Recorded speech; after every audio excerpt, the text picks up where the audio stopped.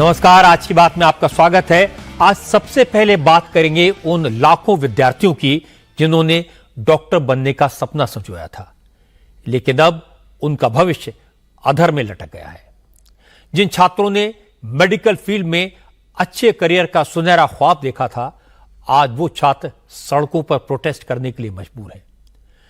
जो students doctor बनने के लिए कई साल से मेहनत कर रहे थे, अब वो कोर्ट कचहरी के चक्कर लगा रहे हैं, पिटीशन पर पिटीशन फाइल कर रहे हैं। नीट एग्जाम में जिस तरह की गड़बड़ियां हुई, उसने स्टूडेंट्स को, उनके पेरेंट्स को परेशान कर दिया। नीट एग्जाम के रिजल्ट ने छात्रों को हैरान कर दिया।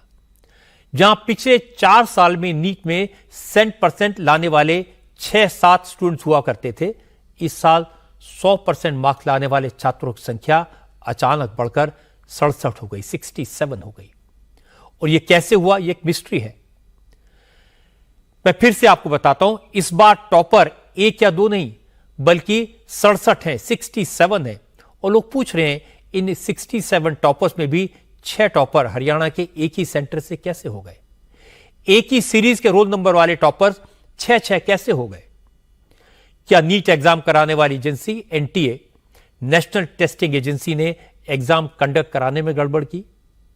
या रिजल्ट देते वक्त कुछ सेंटर्स के छात्रों को ग्रेस मार्क्स देने से इतनी बड़ी प्रॉब्लम पैदा हुई?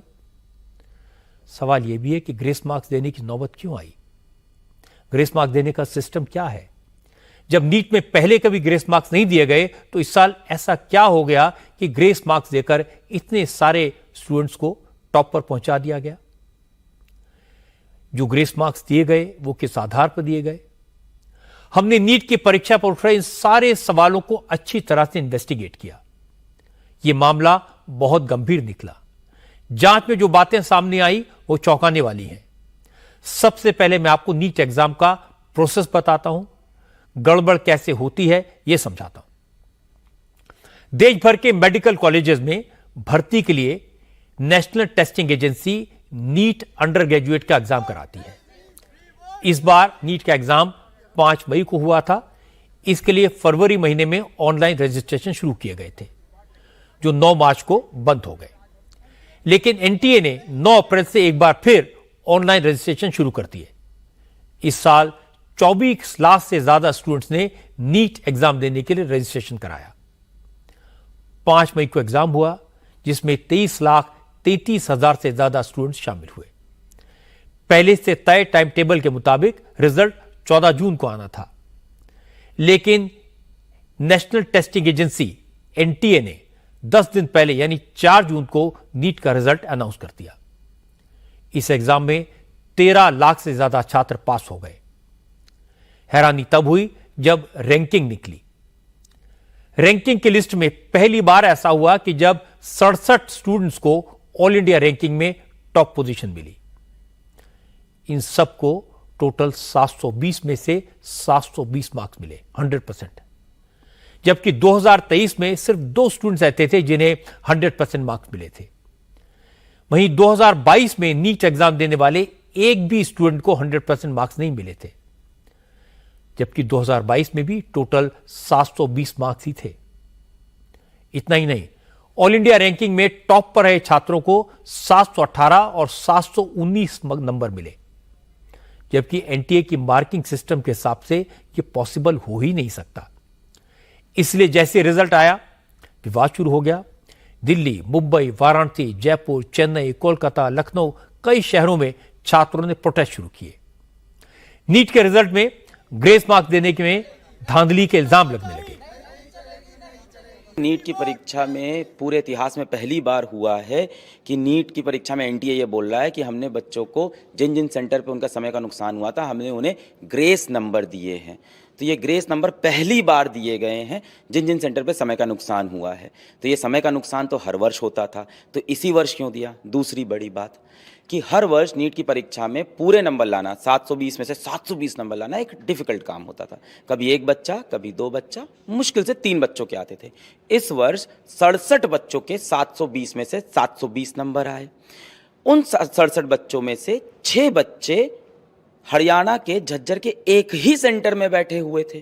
तो 6 बच्चे एक ही सेंटर में बैठे हैं, उनके पूरे नंबर आ रहे हैं। इसमें अगर मैथ्स लगाएं तो ये होने की जो चांस है वो 1 करोड़ वर्ष में एक बार हो सकती है। तो एनटीए ने वो वर्ष हमें दिखा दिया कि हाँ ऐसा हो सकता है।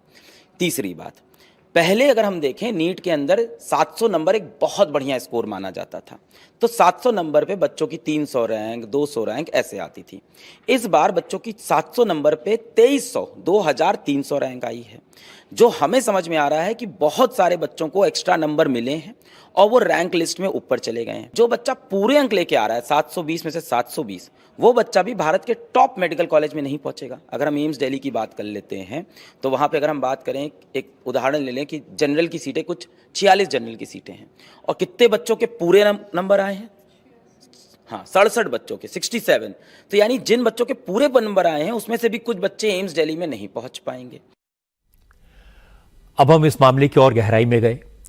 एलन इंस्टीट्यूट के डायरेक्टर ब्रजेश माहेश्वरी ने बताया कि जब से एनटीए ने नीट का एग्जाम कराना शुरू किया है तब से हर बार एग्जाम में कुछ न कुछ गड़बड़ी जरूर होती है। ब्रजेश माहेश्वरी ने कहा 2020 से 2023 तक केवल 7 स्टूडेंट्स को नीट एग्जाम में 100% मार्क्स मिले हैं, पर इस बार एक ही सेंटर से इतने स्टूडेंट्स को नंबर 1 रैंक मिलना बहुत हैरान करने वाला है। एनटीए जब से एग्जाम कंडक्ट कर रहा है, कभी जेईई मेंस में दिक्कत आती है, कभी आपके इसके नीट के हिसाब से नीट यूजी एग्जाम में दिक्कत आती है।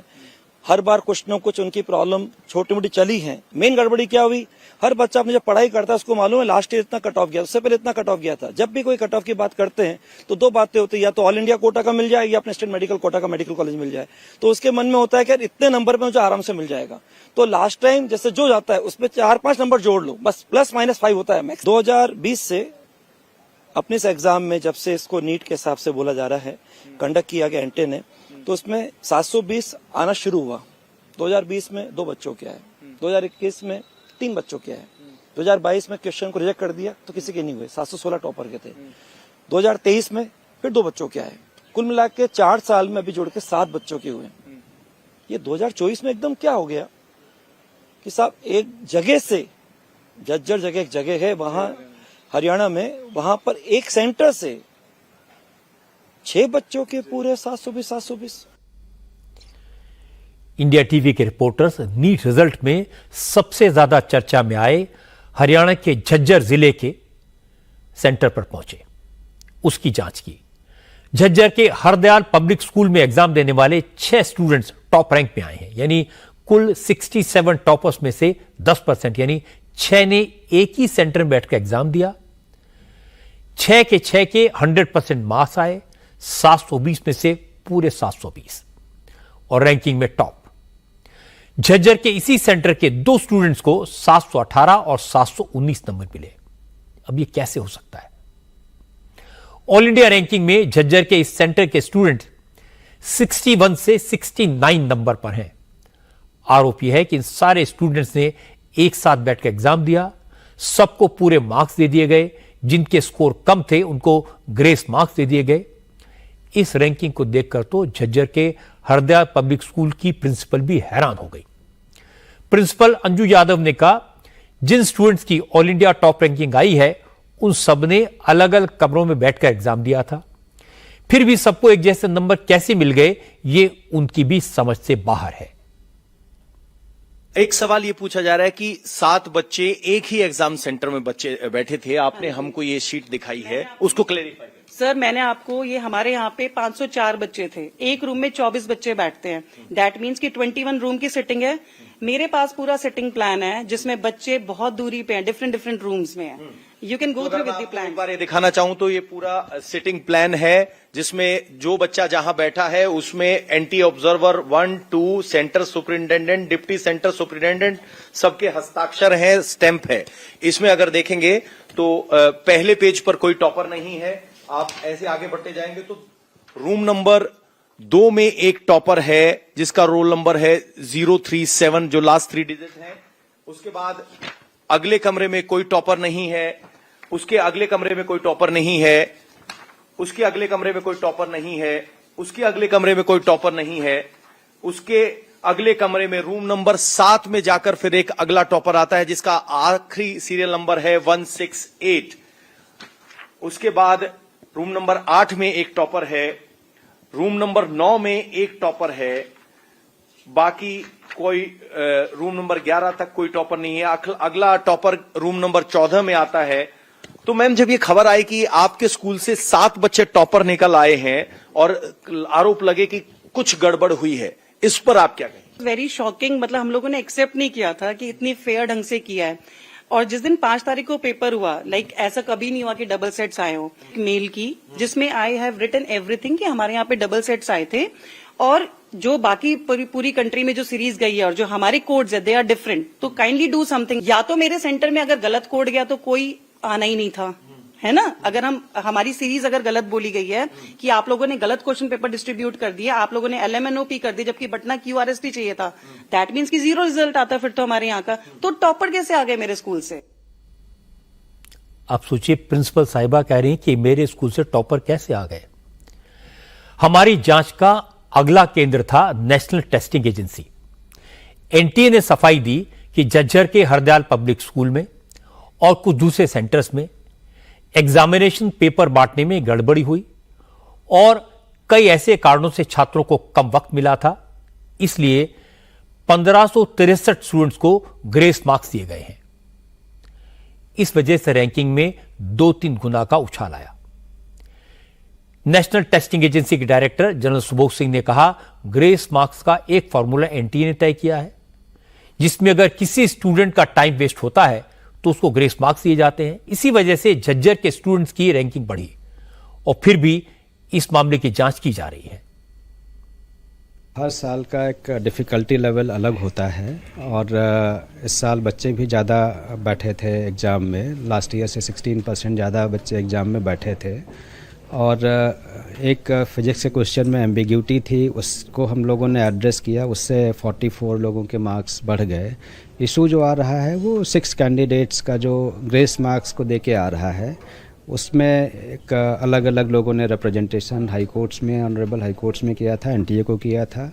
उसको हम लोगों ने देखा और हमारी कमेटी हमने एक बनाई थी, उसकी एक फॉर्मूले के बेसिस पे उन लोगों ने जो पहले अडॉप्ट किया गया था 2018 में ऑनरेबल सुप्रीम कोर्ट के जजमेंट के आधार पर, उसको हम कमेटी ने देखा और उसके बेसिस पे ग्रेस मार्क्स दिए गए। अब ये इशू आ रहा है कि कुछ जगह पे उसमें लोगों के ज़्यादा मार्क्स आ रहे हैं। उन बच्चों का भी ट्रैक रिकॉर्ड अच्छा रहा होगा क्योंकि ग्रेस मार्क्स देने के पहले भी उनके मार्क्स अच्छे थे, but still like to look into all these details. हम लोगों ने एक हाई पावर्ड कमेटी बनाई है, तो ये कमेटी इस पूरे इशू को देखेगी। जो ये 1600 लोगों का इशू है 6 सेंटर का, और उसके बेसिस पे अपनी रिकमेंडेशंस देगी, जिसको हम क्विकली डिसाइड करेंगे। NTA के डायरेक्टर ने जो दावे किए, हमने उसकी भी जांच की। NTA के तर्क को झज्जर के हरदयाल पब्लिक स्कूल के प्रिंसिपल अंजू यादव ने खारिज कर दिया। अंजू यादव ने हमारे रिपोर्टर पवन नाराव को एक बड़ी खास बात बताई। उन्होंने कहा कि एग्जाम से पहले क्वेश्चन पेपर को लेकर बहुत कंफ्यूजन था। पहले कहा गया था उनको एक ही बैंक से जाकर एग्जामिनेशन पेपर कलेक्ट करने हैं, फिर एग्जाम कोऑर्डिनेटर ने 2 बैंकों से पेपर लेने को कहा। पहले छात्रों ने क्वेश्चन पेपर के 2 सेट बांट दिए गए, फिर NTA से बात करने के बाद एक सेट टेबल से उठा लिया गया और दूसरा सेट छात्रों को सॉल्व करने के लिए छोड़ा गया। हरदयाल पब्लिक स्कूल के सेंटर पर स्टूडेंट्स ने जिस पेपर पर एग्जाम दिया वो पूरे देश में नीट एग्जाम से अलग था। अंजू यादव ने बताया उन्होंने इसकी शिकायत NTA से उसी दिन कर दी थी और ये मेल उन्होंने इंडिया टीवी को दिखाया। और मजे की बात है कि NTA अपने क्वेश्चन पेपर की आंसर की रिलीज करता है, लेकिन झज्जर के सेंटर में जिस क्वेश्चन पेपर पर एग्जाम हुआ उसकी आंसर की NTA ने रिलीज नहीं की थी।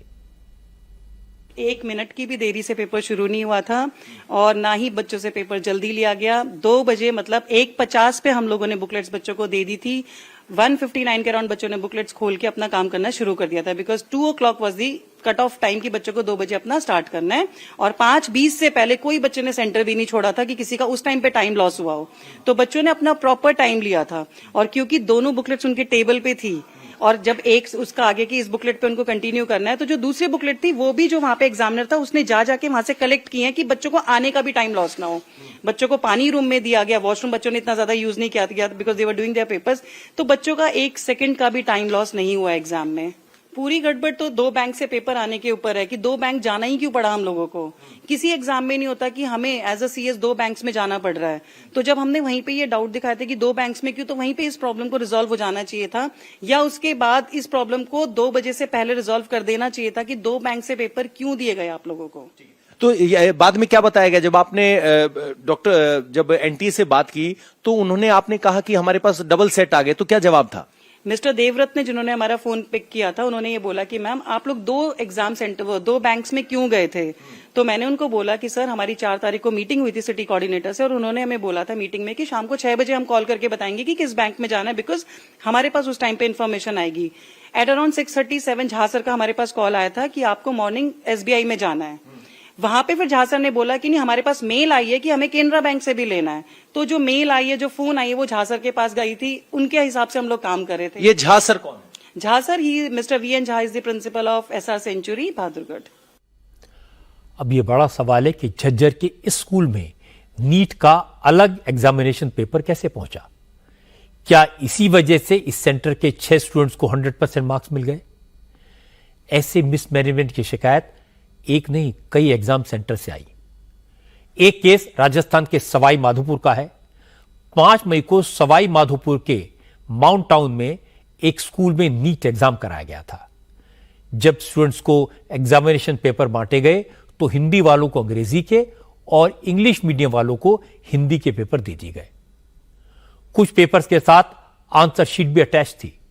स्टूडेंट्स ने हंगामा किया तो सेंटर के मैनेजमेंट ने कहा इसी पेपर से एग्जाम देना पड़ेगा, लेकिन छात्र नहीं माने, वो स्कूल से बाहर आ गए। पुलिस ने लाठी चार्ज किया, पर बाद में एनटीए ने शाम को फिर से एग्जाम कराया। हमें गलत पेपर डिस्ट्रीब्यूट कर दिया गया। दिन में 2 बजे के आसपास 2 बजे हमें पेपर मिला, और हमें सबसे पहले हमें हिंदी वाला सेट का पेपर दे दिया गया। फिर हमने उनको बोला भी कि हिंदी वाले सेट का पेपर है, हम इंग्लिश मीडियम के स्टूडेंट्स हैं, तो उन्होंने मना कर दिया कि नहीं, तुम्हें यही पेपर करना पड़ेगा। हमने 10-15 मिनट वेट भी किया, उस पेपर को सॉल्व भी किया, पर OMR नहीं भरी। पर उन्होंने जब बिल्कुल मना कर दिया कि तुम्हें दूसरा पेपर मिलेगा ही नहीं, फिर हमने OMR भरनी स्टार्ट करी। लेकिन वो 5 मिनट बाद दोबारा आए और हमसे हमारा पेपर ले गए। OMR वही रहने दी, पुरानी वाली। फिर हमें दोबारा इंग्लिश का पेपर दे गए, लेकिन OMR वही रहने दी, पुरानी हिंदी वाली। इसके लिए कुछ बच्चे बाहर जाके प्रोटेस्ट करने लग गए। सब CCTV में सब रिकॉर्डेड है। बाहर जाके प्रोटेस्ट करने लग गए, मीडिया आई। फिर लास्ट में उन्होंने बोला कि तुम्हारा पेपर रिकंडक्ट करवाते हैं 6 बजे से। पर उन्होंने हमारे क्लासरूम के 12 बच्चों को फिर मना कर दिया कि तुम लोग पेपर नहीं दे सकते, क्योंकि तुम लोग 3 घंटा क्लास के अंदर बैठे थे, बाहर जाके प्रोटेस्ट नहीं कर रहे थे। हम ADM के पास दोबारा गए, हमने उन्हें पूरी सिचुएशन बताई कि हमने दिन में पेपर किया ही नहीं सर, हमारा सेट और OMR मिसमैच हो रहा था। तो उन्होंने फिर हमें 15 मिनट बाद बोला कि इन बच्चों को लेके जाओ, इनका भी दोबारा पेपर कराओ। तो फाइनली हमारा पेपर 6:30 से चालू हुआ और 9:30 पे जाके खत्म हुआ। आप सोच सकते हैं स्टूडेंट्स को एग्जाम देने से पहले और एग्जाम देने के बाद किस किस तरह की परिस्थितियों से गुजरना पड़ा। सबसे ज्यादा सवाल उठ रहे हैं ग्रेस मार्क्स को लेकर। रैंकिंग में जिन छात्रों को 718 या 719 नंबर मिले हैं, उस पर सवाल क्यों उठ रहे हैं, यह भी समझ लेते हैं। असल में नीट के पेपर में एक जवाब सही होने पर 4 नंबर मिलते हैं, यानी एक सवाल गलत होने पर 1 नंबर कट जाता है। पेपर में कुल 180 सवाल होते हैं। अगर इसमें से 179 जवाब सही हैं तो टोटल नंबर मिलेंगे 716 और एक सवाल का गलत आंसर देने के बदले में 1 नंबर कट जाएगा। इसका मतलब यह कि 179 क्वेश्चंस का सही जवाब देने वाले को 716 या फिर 715 नंबर मिल सकते हैं, लेकिन 718 और 719 मार्क्स किसी भी तरीके से नहीं मिल सकते। एनटीए ने अपनी सफाई में कहा एग्जाम में नंबर्स पहले से तय क्राइटेरिया के मुताबिक दिए गए हैं, फिर भी जो शिकायतें आई हैं उनकी जांच की जाएगी। एक कमेटी बना दी गई है। ग्रेस मार्क का जो फॉर्मूला है, किस हिसाब से डिसाइड किया गया है कि किस बच्चे को कितने मार्क्स देने चाहिए? ये उसमें था कि जो बच्चे का जो जितना टाइम उसको मिला, उस टाइम में उसने कितने क्वेश्चन किए, सही कितने हुए, गलत कितने हुए, और उसमें जो टाइम बचता है, जो टाइम लॉस हुआ, उसमें कितने क्वेश्चन कर लेते, तो उसका एक फार्मूला दिया गया हुआ है, उसी फार्मूले पे किया गया, उसकी आंसरिंग एफिशिएंसी होती है। तो हर बच्चे के अलग, भले टाइम लॉस 40 मिनट्स हुआ हो, लेकिन 10 बच्चे होंगे तो 10 बच्चों के अलग अलग ग्रेस मार्क्स होते हैं। क्या दोबारा एग्जाम कंडक्ट कराने की सोच रहे हैं? इशू जो है मतलब जैसे मैंने बताया 1600 बच्चों का 6 सेंटर्स का इशू है, तो इसमें जो हाई पावर्ड कमेटी बनी है जो रिकमेंडेशंस देगी उसके आधार पे हम लोग निर्णय लेंगे और जो भी डिसीजन होगा उसको जल्दी ही इम्प्लीमेंट करेंगे। हमने डायरेक्टर साहब के इस दावे की भी जांच की। फिजिक्स वाला ऑनलाइन कोचिंग के संस्थापक अलक पांडे ने एक बड़ा टेक्निकल सवाल उठाया। अलक पांडे ने कहा कि एनटीए ने ग्रेस मार्क्स देने के लिए सुप्रीम कोर्ट के जिस फैसले को आधार बनाया है वो तो लॉ के एग्जाम्स का है जो कंप्यूटर से होता है, उसको नीट एग्जाम में कैसे लागू कर दिया गया? रिजल्ट जल्दी आ गया, 4 जून को अचानक से आ गया। किसी को कुछ समझ में नहीं आ रहा है, सबको ये समझ में आ रहा है कि इस बार कट ऑफ बहुत ऊपर जा रहा है। पिछले 5 वर्ष में ऐसा नहीं हुआ, कट ऑफ इतना ऊपर गया। अभी किसी को और कुछ नहीं समझ में आ रहा है। सडनली हमें ऐसा मिलता है कि कुछ बच्चों के 718 और 719 नंबर आ रहे हैं। अब ये एग्जाम है +4 और -1 का, तो अगर किसी ने सारे सवाल सही किए तो उसके 720 आएंगे। एक सवाल छोड़ दिया तो 716 आएंगे, और एक सवाल गलत कर दिया तो 4 ये और एक -1 तो 715 आएंगे। यानी 718 719 नहीं आ सकते। जब कुछ बच्चों के 718 719 आए तब लोगों को पता चला कि कुछ तो नया हुआ है। ये बात एनटीए ने कहीं नहीं बताई थी कि ऐसा कुछ होने वाला है। फिर एनटीए से 2 दिन सवाल पूछा गया कि 718 नंबर कैसे आ सकते हैं, 719 कैसे आ सकते हैं। तब उन्होंने कहा कि कुछ सेंटर के ऊपर बच्चों का समय का नुकसान हो गया था, पेपर देर में मिला था, 2 पेपर मिल गए थे, कन्फ्यूजन हुआ था, तो हमने उनको अपनी तरफ से ग्रेस नंबर दिए हैं जो कि बेस्ड है एपेक्स कोर्ट के फैसले पे। तो उन्होंने हवाला दिया है सुप्रीम कोर्ट के 2018 के जजमेंट का, और कुछ बताया नहीं कि जजमेंट क्या है। फिर हम लोग लगे धूड़ा भाई क्या जजमेंट है। तो ये जो सुप्रीम कोर्ट का 2018 का जजमेंट है, ये एक लॉ का एग्जाम होता है क्लैट, और वो एक कंप्यूटर बेस्ड एग्जाम होता है जिसमें 60,000 बच्चे बैठते हैं। उस फैसले को यहाँ पे इंप्लीमेंट किया है। जो नीट का एग्जाम है वो साइंस का एग्जाम है, डॉक्टर बनाने का एग्जाम है, नेचर अलग है। तो आप कैसे उस फैसले को यहाँ यूज कर सकते हो, ये बिल्कुल ही गलत है। नीट के रिजल्ट का मामला अब कोर्ट में है। सुप्रीम कोर्ट कल इस मामले से जुड़ी 3 नई पिटीशन पर सुनवाई करेगी। इनमें नीट एग्जाम में हुई गड़बड़ियों की जांच किसी इंडिपेंडेंट एजेंसी या स्पेशल इन्वेस्टिगेशन टीम से कराने की मांग की गई है। एक पिटीशन में 1500 से ज्यादा लोगों को ग्रेस मार्क्स देने की जांच कराने की मांग की गई है। कल नीट से जुड़ी एक और पिटीशन पर सुनवाई करते हुए सुप्रीम कोर्ट ने रिजल्ट को रद्द करने, काउंसिलिंग पर रोक लगाने और फिर से एग्जाम कराने का आदेश देने से इनकार कर दिया था। हालांकि सुप्रीम कोर्ट ने एनटीए को नोटिस जारी किया था। नीट को लेकर देश की कई अदालतों में पिटीशन फाइल की गई हैं। एनटीए का कहना है कि वो सारी पिटीशन सुप्रीम कोर्ट में ट्रांसफर करके एक साथ सुनवाई कराने की मांग करेगी। वहीं शिक्षा मंत्रालय के minister of state Sukanta Majumdar ने कहा कि सरकार इस पूरे मामले को गंभीरता से ले रही है, पर मामला अदालत में है, इसलिए सबको कोर्ट के फैसले का इंतजार करना चाहिए। देखिए, पहली बात तो ये कोर्ट के हाथ में है अभी, तो इसमें सब जुडिस है मैटर, मैं ज़्यादा कुछ नहीं बोलूँगा।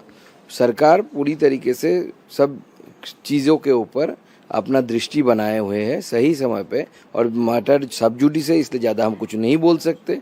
सरकार सही समय में कोर्ट का फैसला आने के बाद जो है करेगी। मंत्री महोदय नए नए हैं, अभी अभी 4 संभाला है, समझ सकते हैं, लेकिन उनके जवाब जितने गोलमोल हैं, नीट के एग्जाम्स उतने ही खास हैं। इस इम्तिहान के जो रिजल्ट आए हैं वो उससे भी ज्यादा रहस्यपूर्ण है।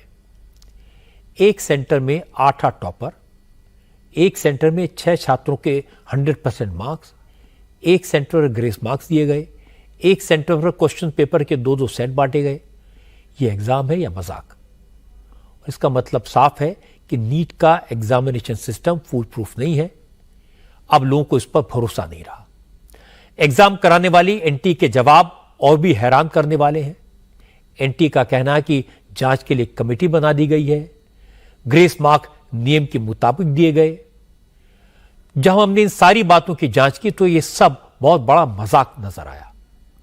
सोचिए, इतना बड़ा एग्जाम जहां 23 से 24 लाख छात्र अपीयर हुए, वहां पर इस तरह की एडहॉक अप्रोच, इस तरह की लापरवाही क्रिमिनल नेग्लिजेंस से कम नहीं है। जो स्टूडेंट 2-3 साल से दिन रात एक मेहनत करके तैयारी कर रहे थे, जिन स्टूडेंट्स के घर वालों ने पाई पाई जोड़कर महंगी किताबें खरीदी, कोचिंग की फीस का इंतजाम किया, जो एग्जाम सिर्फ स्टूडेंट्स का नहीं बल्कि पेरेंट्स का भी एग्जाम बन गया हो, पूरा का पूरा परिवार इसमें लगता है, वहां जब भरोसा टूटता है, वहां जब दाल में काला दिखाई देता है, तो लोगों की भावनाएं आहत होती हैं, गुस्सा आता है, लोग प्रोटेस्ट करते हैं, जो बिल्कुल जायज है।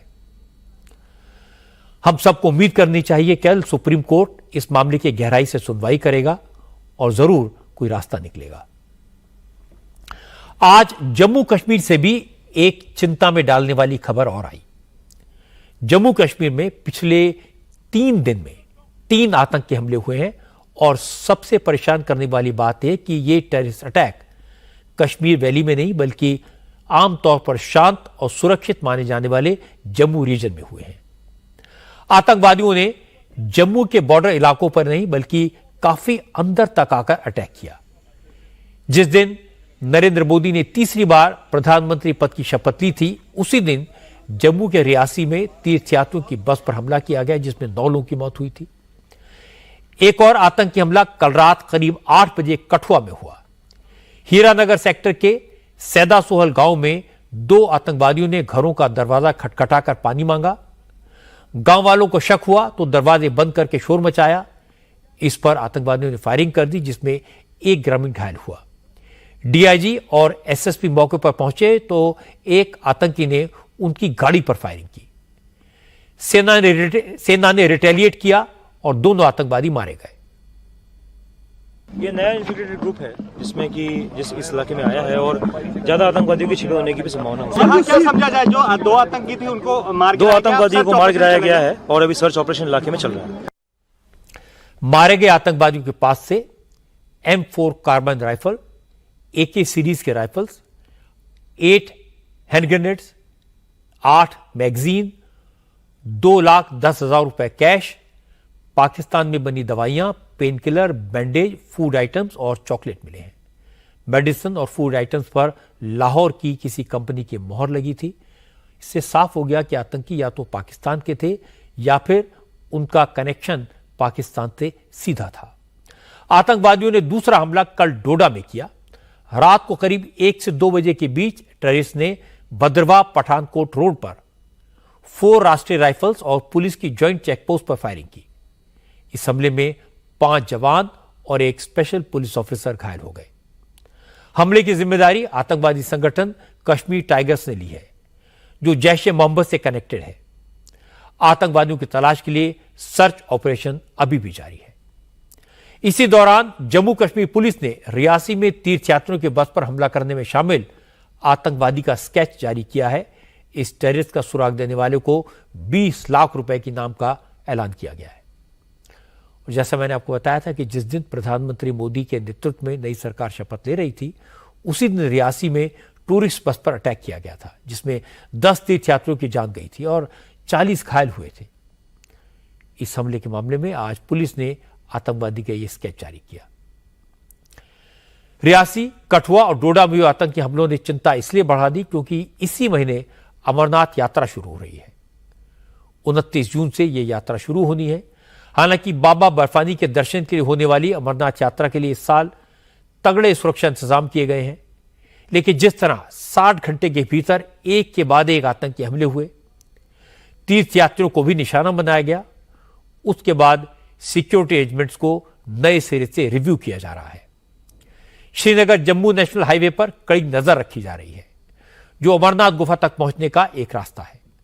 अमरनाथ यात्रा के दोनों रास्तों अनंतनाग और गांदरबल का सफर यात्रियों को इसी हाईवे से गुजरकर तय करना पड़ता है। ऐसे में न सिर्फ नेशनल हाईवे बल्कि अमरनाथ यात्रा के ट्रांजिट कैंपस में भी सुरक्षा व्यवस्था तेज कर दी गई है। इतना ही नहीं, अमरनाथ यात्रा से पहले गांदरबल में माता खीर भवानी का मेला होना है। 14 जून यानी परसों इस मंदिर में हजारों श्रद्धालु जुड़ेंगे। आज ही जम्मू में रहने वाले कश्मीरी पंडितों से भरी 200 बसों को गांदरबल के लिए रवाना किया गया। यानी अमरनाथ यात्रा और माता खीर भवानी मेले दोनों के लिए सुरक्षा इंतजाम किए जाने हैं। जम्मू नेशनल हाईवे पे मौजूद है। यहाँ की एक तस्वीर आपको दिखा सकते हैं। आप देख सकते हैं कि जगह जगह पे जवान जो है उनको तैनात किया गया है। सीसीटीवी कैमरास से नेशनल हाईवे पर हर हरकत पर नज़र रखी जा रही है। इतना ही नहीं, 14 जून को गांधरबल जिले में माता खीर भवानी का जन्मदिन भी मनाया जा रहा है, जिसमें देश के विभिन्न इलाकों से कश्मीरी पंडित जो है उस दिन को सेलिब्रेट करने के लिए पहुंचते हैं। ऐसे में पहले से ही पूरे कश्मीर में सुरक्षा के कड़े इंतजामात किए गए हैं। ये तस्वीर जो आप श्रीनगर नेशनल हाईवे पे देख रहे हैं, जहां पर जम्मू कश्मीर पुलिस और सीआरपीएफ के जवानों की तैनाती की गई है। जगह जगह पे नाकाबंदी हाईवे पे लगा दी गई है, क्योंकि जो इनपुट्स मिले हैं कि मिलिटेंट्स जो है इस बार अमरनाथ यात्रा को सबोटाज करने की पूरी प्लानिंग बना रहे हैं, उसको देखते हुए ये इंतजामात जो है पहले से उठाए गए हैं। क्योंकि रियासी में जो मिलिटेंट हमला हुआ है वो श्रद्धालुओं की बस पर किया गया था। ऐसे में ये इनपुट्स है कि मिलिटेंट्स जो है अमरनाथ यात्रा को भी निशाना बना सकते हैं। जम्मू कश्मीर में इस तरह के आतंकी हमले सरकार के लिए, हमारी सिक्योरिटी फोर्सेस के लिए एक बड़ी चुनौती है। आतंकवादी और पाकिस्तान में बैठे उनके हैंडलर्स ये दिखाना चाहते हैं कि वो जब चाहेंगे जहां चाहेंगे हमला कर सकते हैं। ऐसे में उन्हें मुंह तोड़ जवाब देना तो जरूरी है। जम्मू कश्मीर की उधमपुर सीट से चुने गए मोदी सरकार में मिनिस्टर जितेंद्र सिंह ने कहा, आतंकवादियों के खिलाफ जीरो टॉलरेंस की जो नीति पिछले 10 साल से चल रही है वो जारी रहेगी और तीर्थयात्रियों पर हमला करने वालों को सबक सिखाया जाएगा। कि जैसे मोदी जी ने कहा कि जीरो टॉलरेंस टुवर्ड्स टेररिज्म, उसी नियम का पालन करते हुए आगे की कार्रवाई भी निर्धारित की जाएगी। संबंधित संस्थाओं ने इसका संज्ञान भी लिया है। कुछ एक आज प्रातः से हमें सुझाव भी मिले हैं सुरक्षा विशेषज्ञों से। उनका कहना है कि उनका पालन करने से शायद ये संभवतः सुनिश्चित किया जा सके कि दोबारा इस प्रकार की घटनाएं ना हों। उन सुझावों को लेकर के भी चर्चा होगी गृह मंत्रालय में भी और संबंधित अधिकारियों के साथ भी। लेकिन फारूक अब्दुल्ला अपनी बात पर रहे हुए हैं। फारूक अब्दुल्ला का कहना है कि आतंकवाद की समस्या मिलिट्री ऑपरेशन से नहीं बल्कि बातचीत से सुलझेगी। इस मुद्दे पर सरकार को पाकिस्तान के साथ बात करनी चाहिए। You see, unfortunately, we still have problem with our neighbor. And the problem with neighbor will not be solved by military action.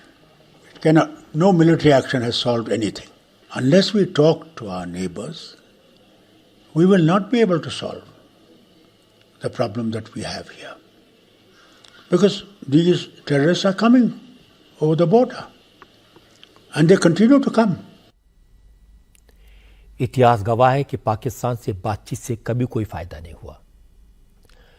Atal Bihari Vajpayee ने लाहौर जाकर बात की थी, नरेंद्र मोदी ने लाहौर जाकर बात की थी और दोनों बार भारत को पाकिस्तान से आतंकवादी हमले मिले और नवाज शरीफ ने इस बात को माना है कि पाकिस्तान ने भारत के साथ धोखा किया था। जम्मू में जो आतंकवादी हमले अब हो रहे हैं वो सीधे सीधे जम्मू कश्मीर में हुए इलेक्शन से जुड़े हैं। दरअसल आतंकवादी और पाकिस्तान में बैठे उनके हैंडलर्स कश्मीर के लोगों के चुनावों में बढ़ चढ़कर हिस्सा लेने पर बौखला गए हैं। लोकसभा चुनाव में जम्मू कश्मीर की 5 सीटों पर एवरेज 58% से ज्यादा वोटिंग हुई, जो पहले कभी नहीं हुआ। अगर सिर्फ कश्मीर वैली की बात करें, 3 सीटों की बात करें, तो वहां भी 50% से ज्यादा वोटिंग हुई। यह भी अपने आप में एक रिकॉर्ड है। पोलिंग सेंटर के बाहर कश्मीर के लोगों ने जो लंबी कतारें लगाई, उसने पूरी दुनिया को मैसेज दिया कि धारा 370 हटने के बाद हालात सुधरे हैं। कश्मीर के लोगों का भारत के लोकतंत्र में विश्वास और बढ़ा है, पुख्ता हुआ है। आतंकवादी नई चाल चल रहे हैं, अब तीर्थयात्रियों को टारगेट कर रहे हैं ताकि पूरी दुनिया में मैसेज जाए कि कश्मीर में हालात नॉर्मल नहीं है। आतंकवादियों ने हमले की टाइमिंग जानबूझकर ऐसी चुनी जब नरेंद्र मोदी तीसरी बार प्राइम मिनिस्टर बने हैं और अब G7 की मीटिंग में हिस्सा लेने के लिए इटली जाने वाले हैं। इटली से भी एक परेशान करने वाली खबर आई। इटली के मिलान शहर में खालिस्तानियों ने महात्मा गांधी की मूर्ति को तोड़ दिया। इस स्टैच्यू का उद्घाटन नरेंद्र मोदी करने वाले हैं, लेकिन उससे पहले खालिस्तानियों ने मूर्ति को तोड़ा और उसके नीचे हरदीप सिंह निज्जर के स्लोगन लिख दिए। प्राइम मिनिस्टर मोदी ग्रुप 7 यानी G7 की मीटिंग में हिस्सा लेने के लिए कल इटली जाने वाले हैं। तीसरी बार प्रधानमंत्री बनने के बाद ये उनका पहला विदेश दौरा है, लेकिन मोदी के दौरे से पहले ही खालिस्तानियों ने जिस तरह महात्मा गांधी की मूर्ति को तोड़ा, वो मूर्ति जिसका उद्घाटन प्रधानमंत्री मोदी करने वाले थे, इसको लेकर भारत ने चिंता जताई है। विदेश सचिव विनय मोहन क्वात्रा ने कहा, उम्मीद है कि प्रधानमंत्री के दौरे से पहले मूर्ति को फिर से तैयार कर दिया जाएगा। We have seen the reports of that and we have taken out up with the Italian authorities. We understand that suitable rectification has already taken place. The effort to vandalize the statue, which is of course deplorable, has been addressed and the necessary rectification has taken place. वैसे पहला मौका नहीं है जब खालिस्तानियों ने विदेश में महात्मा गांधी की प्रतिमा को नुकसान पहुंचाया हो। इससे पहले कनाडा में 3 बार और 1 बार अमेरिका में महात्मा गांधी की प्रतिमा को खालिस्तानियों ने तोड़ा। जिस हरदीप सिंह निज्जर का नाम मिलाद में महात्मा गांधी की मूर्ति के नीचे लिखा था, वो निज्जर कनाडा में रहने वाला खालिस्तानी था। 2022 में वैंकूवर में उसकी अनजान लोगों ने हत्या कर दी थी। पिछले कुछ साल में कनाडा खालिस्तान समर्थकों का एक तरह का सेंटर बन गया है। कनाडा की सरकार चलाने वाले अपनी सियासी मजबूरियों की वजह से ऐसे लोग को पनाह देते हैं, प्रोटेक्शन देते हैं, और ये भारत के लिए एक बड़ा सिरदर्द है। अब बात करते हैं सियासत की। आज इस बात के संकेत मिल गए कि राहुल गांधी वायनाड सीट से इस्तीफा देंगे और रायबरेली सीट रिटेन करेंगे। दरअसल चुनाव खत्म होने के बाद राहुल गांधी आज पहली बार वायनाड गए, वहां के लोगों का शुक्रिया अदा किया, लेकिन प्रधानमंत्री नरेंद्र मोदी पर तंज कसना नहीं भूले। राहुल ने कहा वो इस बात को लेकर असमंजस में है कि वायनाड सीट अपने पास रखें या रायबरेली। राहुल ने कहा प्रधानमंत्री मोदी तो खुद को इंसान नहीं मानते, उनका भगवान से डायरेक्ट कनेक्शन है, इसलिए मोदी तो भगवान की सलाह पर फैसले लेते हैं, लेकिन राहुल के लिए भगवान देश की जनता है और वो वायनाड के लोगों से पूछकर फैसला लेंगे कि कौन सी सीट अपने पास रखें। Now I have a dilemma in front of me. The question is, will I be member of parliament of Wayanad or will I be member of parliament of Raebareli? Unfortunately, like the prime minister, I am not guided by God. You know, you saw in the election, first the prime minister said 400 par. After that 400 par disappeared and 300 par came. After that 300 par disappeared. അത് കഴിഞ്ഞപ്പോൾ 300-ലധികം സീറ്റുകളും അപ്രത്യക്ഷമായി. And then he gave a speech where he said, I am not biological. He said, after my mother passed away, I realized that I am not a biological person. I don't take any decision. ഞാൻ ഒരു തീരുമാനവും എടുക്കില്ല. I have been put on this earth by Paramatma and he takes all the decisions. My God is the poor people of India. My God is the people of Wayanad. So for me it's very easy. I just go talk to the people and my God tells me what to do. Wayanad seat से इस्तीफा देने को लेकर राहुल गांधी गोलमोल बोले, कुछ बताया नहीं, लेकिन केरल कांग्रेस के अध्यक्ष के सुधाकरन ने तस्वीर साफ कर दी। के सुधाकरन ने कहा देश अब राहुल गांधी को प्रधानमंत्री के तौर पर स्वीकार करने को तैयार है। राहुल को अब उत्तर भारत में कांग्रेस को मजबूत करना है। ऐसे में अगर वो वायनाड सीट छोड़ भी देते हैं तो लोगों को दुख नहीं होना चाहिए और राहुल का सपोर्ट करना चाहिए। राहुल गांधी को लेकर यह उम्मीद की जा रही है कि वो एक दिन पूरे देश की अगुवाई करेंगे। ऐसे में हम उन्हें वायनाड तक सीमित नहीं रख सकते। अगर राहुल वायनाड को छोड़ते हैं तो हमें दुखी नहीं होना चाहिए।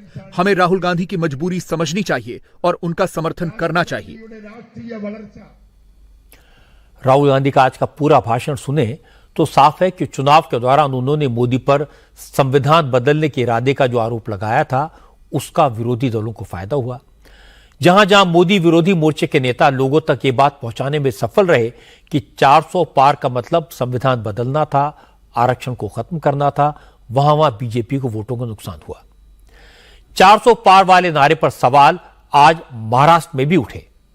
महाराष्ट्र के मुख्यमंत्री एकनाथ शिंदे का कहना है कि बीजेपी ने 400 पार का जो नारा दिया उसे लेकर विपक्ष ने ऐसा माहौल बनाया कि अगर एनडीए को 400 सीटें मिल गई तो मोदी सरकार संविधान बदल देगी। शिंदे ने कहा विपक्ष ने जो नैरेटिव बनाया उसका नुकसान एनडीए को कई जगहों पर हुआ और महाराष्ट्र में खास तौर पर उसका खामियाजा उठाना पड़ा। 10 साल में जो काम किया मोदी जी ने, हमने देखा है कि इतने निर्णय उन्होंने लिए कि पिछले 50-60 सालों में निर्णय नहीं हुए थे, उतने निर्णय 10 साल में हुए। लेकिन क्या हुआ, इसके अंदर कुछ फॉल्स नैरेटिव सेट करने की वजह से ये कुछ जगह पर हमें नुकसान हुआ है। महाराष्ट्र में भी नुकसान हुआ है। संविधान बदलेंगे, ये होगा, रिजर्वेशन जाएगा, फलाना होगा, कुछ भी नहीं होने वाला था। लेकिन 400 पार वाला आंकड़ा जो है उसके वजह से लोगों के दिमाग में एकदम ऐसी बात हो गई कि ये सब आगे जाके कुछ गड़बड़ होगी। लेकिन मोदी जी को देश की सेवा करने वाले हैं, मोदी जी ने अपना जीवन जो देश को समर्पित किया है और 10 साल में एक भी छुट्टी नहीं लेने वाला प्रधानमंत्री कौन है, तो उनका नाम नरेंद्र मोदी जी है। बीजेपी की तरफ से तो इस पर कोई रिएक्शन नहीं आया, लेकिन विरोधियों ने शिंदे की बात को पकड़ लिया और शिंदे पर ही निशाना साधा। उद्धव ठाकरे की शिवसेना के एमपी संजय राउत बोलने में बहुत तेज हैं। उन्होंने कहा एकनाथ शिंदे की हिम्मत है तो यह बात मोदी से जाकर कहें। रही बात महाराष्ट्र में बीजेपी के नुकसान की, तो यह नुकसान खुद एकनाथ शिंदे की वजह से हुआ। भारतीय जनता पार्टी का महाराष्ट्र में जो नुकसान हुआ है वो शिंदे की वजह से हुआ है। मैं महाराष्ट्र की बात करूं तो भारतीय जनता पार्टी का महाराष्ट्र में जो नुकसान हुआ है वो अजित पवार और शिंदे की वजह से हुआ। शिंदे को 7 सीटें मिली है पैसे की ताकत पर, पुलिस की ताकत पर, लेकिन असली नुकसान तो बीजेपी का शिंदे और अजित पवार का जो निर्णय हुआ है पार्टी तोड़ने का हमारा, उसकी वजह से हुआ है। 400 पार का नारा है, मोदी ने दिया था ना, तो मोदी जी को जाकर बोलिए अपने गलती की हिम्मत है, बोलिए मोदी जी को, मोदी जी आपने 400 पार का नारा दिया लेकिन आप 200 पार भी नहीं पार कर सके। शरद पवार की एनसीपी के नेता जितेंद्र आव्हाड ने अलग तरह की बात कही। जितेंद्र आव्हाड ने कहा एकनाथ शिंदे ने काफी वक्त तक कोई सही बात कही है। इसमें कोई शक नहीं है कि चुनाव में बीजेपी के 400 पार वाले नारे ने ही बैकफायर किया। बहुत दिनों के बाद मुख्यमंत्री सच बोले हैं। 400 पार का नारा ही बहुत ज्यादा उनके अंक पे आ गया। 400 पार के पीछे संविधान देश के आर पार, यही उनकी भूमिका थी। लगातार बोले जा रहे थे, वरिष्ठ मंत्री भी बोले जा रहे थे कि हम संविधान बदल देंगे। यह बात सही है कि 400 पार के नारे को जब विरोधी दलों के कैंपेन ने आरक्षण हटाने की मंशा से जोड़ दिया तो इसका बीजेपी और उसके साथी दलों को नुकसान हुआ। बीजेपी इस नैरेटिव को ठीक से काउंटर नहीं कर पाई। लेकिन महाराष्ट्र में हार की एक और वजह थी। यहां एनडीए अलायंस के नेता आपस में लड़ रहे थे, एक दूसरे को काटने में लगे थे। इसका एनडीए को तगड़ा नुकसान हुआ। बीजेपी ने पिछले चुनाव में 23 सीटों पर जीत हासिल की थी और इस बार 28 सीटों पर चुनाव लड़ी, लेकिन उसकी सीटें सिर्फ 9 पर सिमट गई। शिंदे की शिवसेना 15 सीटों पर लड़ी, 7 पर जीत हासिल की। महाराष्ट्र में शिंदे का स्ट्राइक रेट बीजेपी से बेहतर रहा। अब कुछ महीने बाद विधानसभा के चुनाव हैं और सब पार्टियां इसकी तैयारी में लग गई हैं। आंध्र प्रदेश में आज एनडीए की सरकार बन गई। चंद्रबाबू नायडू ने मुख्यमंत्री के तौर पर शपथ ली। वो चौथी बार आंध्र प्रदेश के चीफ मिनिस्टर बने। चंद्रबाबू नायडू के साथ उनकी कैबिनेट में 24 मंत्रियों ने शपथ ली है, जिसमें उनके बेटे नारा लोकेश भी शामिल है। इसके अलावा राज्यपाल एस अब्दुल नजीर ने जनसेना पार्टी के चीफ पवन कल्याण को डिप्टी चीफ मिनिस्टर के तौर पर शपथ दिलाई। इस समारोह में प्रधानमंत्री नरेंद्र मोदी और होम मिनिस्टर अमित शाह समेत केंद्र सरकार के कई मंत्री और कई राज्यों के मुख्यमंत्री भी शामिल हुए। शपथ लेने के तुरंत बाद मुख्यमंत्री चंद्रबाबू नायडू ने प्रधानमंत्री नरेंद्र मोदी का स्वागत किया और नरेंद्र मोदी ने नायडू की जबरदस्त पीठ थपथपाई, गले लगा ली। इसके बाद पवन कल्याण ने शपथ ली और वो सीधे प्रधानमंत्री मोदी के पास गए।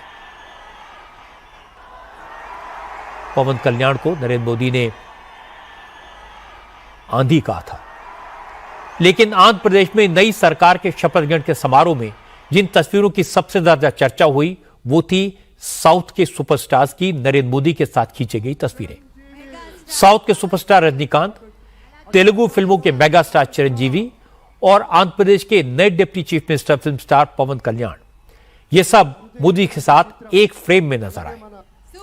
शपथ ग्रहण समारोह के बाद पवन कल्याण प्रधानमंत्री मोदी को लेकर मंच के दूसरी तरफ गए, जहां चिरंजीवी और रजनीकांत बैठे हुए थे।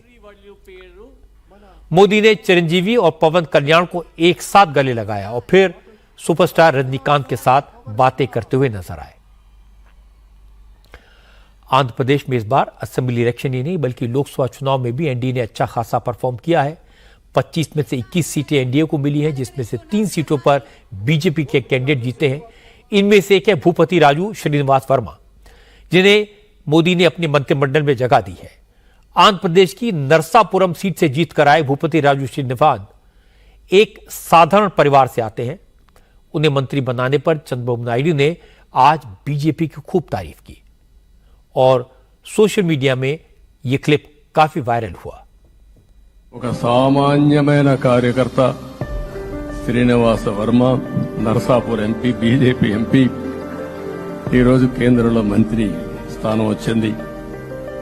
ఓసారి బీజేపీలో కూడా ఇది ఒక ప్రత్యేకత. ఆయన ఎంపీ ఇచ్చినప్పుడు నాకే ఆశ్చర్యం వేసింది. ఒక మామూలు వ్యక్తి ఎంపీ ఇచ్చారు. అప్పుడు ఆలోచించినప్పుడు నేను ఫస్ట్ మీటింగ్ పోతే వచ్చినప్పుడు నేను ఎంక్వైరీ చేస్తే ఆయన స్ట్రాంగ్ గా పార్టీ కోసం పనిచేశాడు. ఒక పార్టీ కార్యకర్తను గుర్తించిన పార్టీ भारतीय जनता पार्टी। चंद्रबाबू नायडू आजकल बीजेपी और मोदी की जमकर तारीफ कर रहे हैं और मोदी चंद्रबाबू नायडू की जमकर तारीफ कर रहे हैं। आपको याद होगा राहुल गांधी चुनावों में कहते थे बीजेपी नॉर्थ में हाफ हो जाएगी और साउथ में साफ हो जाएगी, लेकिन आज आंध्र प्रदेश से जो तस्वीरें आई वो बताती हैं कि ना नॉर्थ में बीजेपी हाफ हुई और ना साउथ में साफ हुई। आंध्र प्रदेश में एनडीए की जबरदस्त सरकार बनी है, भारी बहुमत है। तेलंगाना में बीजेपी की सीटें 4 से बढ़कर 8 यानी डबल हो गई। केरल में भी पहली बार बीजेपी का एमपी चुना गया और तमिलनाडु में वोट परसेंटेज बढ़ा। लेकिन बीजेपी को सबसे ज्यादा फायदा ईस्ट में हुआ, उड़ीसा में, जहां पहली बार बीजेपी की सरकार बनी। उड़ीसा में आज बीजेपी की सरकार जब बनी तो आदिवासी समाज से आने वाले मोहन चरण मांझी ने मुख्यमंत्री पद की शपथ ली। मोहन मांझी के साथ साथ कनक वर्धन सिंहदेव और प्रभाती परिदा ने डिप्टी चीफ मिनिस्टर के तौर पर शपथ ली। इसके अलावा राज्यपाल रघुबर दास ने 13 मंत्रियों को शपथ दिलाई। भुवनेश्वर में यह शपथ समारोह हुआ जिसमें प्रधानमंत्री मोदी, अमित शाह, जेपी नड्डा समेत कई केंद्रीय मंत्री, राज्यों के मुख्यमंत्री शामिल हुए। नोट करने वाली बात यह कि उड़ीसा में बीजेपी सरकार के शपथ ग्रहण समारोह में पूर्व मुख्यमंत्री नवीन पटनायक भी मौजूद थे। समारोह समाप्त होने के बाद मोदी ने मंच पर ही नवीन पटनायक से मुलाकात की, उनका हालचाल लिया और इसके बाद उड़ीसा में नई सरकार के मंत्रियों ने भी नवीन पटनायक से आशीर्वाद लिया। प्रधानमंत्री मोदी ने उड़ीसा में बीजेपी का पहला मुख्यमंत्री आदिवासी को बनाया। असल में बीजेपी झारखंड में गैर आदिवासी मुख्यमंत्री का प्रयोग कर चुकी है, जिसका बहुत नुकसान हुआ। उसके बाद वहां दूसरी बार झारखंड में सरकार नहीं बन पाई। बीजेपी वो रिस्क उड़ीसा में नहीं लेना चाहती। पड़ोस में झारखंड है जहां कुछ महीनों बाद चुनाव है। अभी जो लोकसभा के चुनाव हुए उसमें बीजेपी झारखंड की ज्यादातर आदिवासी रिजर्व सीटों पर चुनाव हार गई थी। इसलिए बीजेपी ने आदिवासी मुख्यमंत्री बनाकर झारखंड के आदिवासी वोटर को भी एक मैसेज देने की कोशिश की है।